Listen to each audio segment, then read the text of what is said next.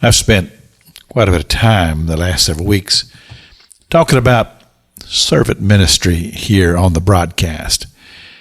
And I was prompted to do this, I believe, by the presence of the Holy Spirit in my life because, well, something that's been on my mind. It's been in my heart, this call of God to serve Him and to serve Him in whatever capacity that God would give you to serve. In my area of ministry, of course, as a pastor and as a radio broadcaster, broadcasting what I believe to be the truth across these airwaves.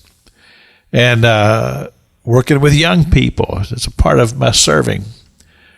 But I have a sense that God was saying there's more to it than just that. And I believe it truly is a condition of the heart, and we've addressed this quite extensively the last few weeks. But this week and next week, we're just going to talk about what Jesus says and His teachings about servant ministry. In the book of Matthew, chapter 6, and verse number 21, these words are written, "For where your treasure is, there will your heart be also." So here we are, talking about servant ministry and identifying that this is a condition of the heart. But Matthew in verse 22 gives us a different perspective of this. And he talks about the light of the body is the eye. His words, the light of the body is the eye. And I'm finding myself kind of fascinated by that very concept because we know about the, quote, eye and how important the eye is and our ability to be able to have sight and to be able to move and function freely.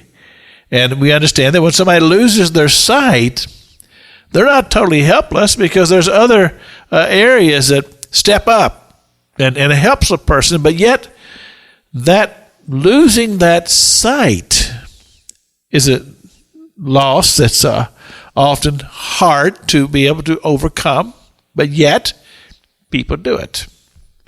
But here we find that the word eye, as it's given to us, is just simply talking about an eye that can clearly see, and a clear eye, an eye that sees more than just to say, well, I see objects, but able to look into the spiritual realm.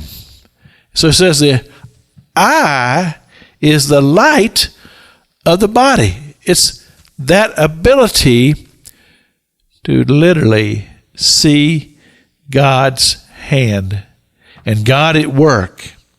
It's comprehending and understanding this spiritual world in which we live, that we can comprehend what God is saying to us humans.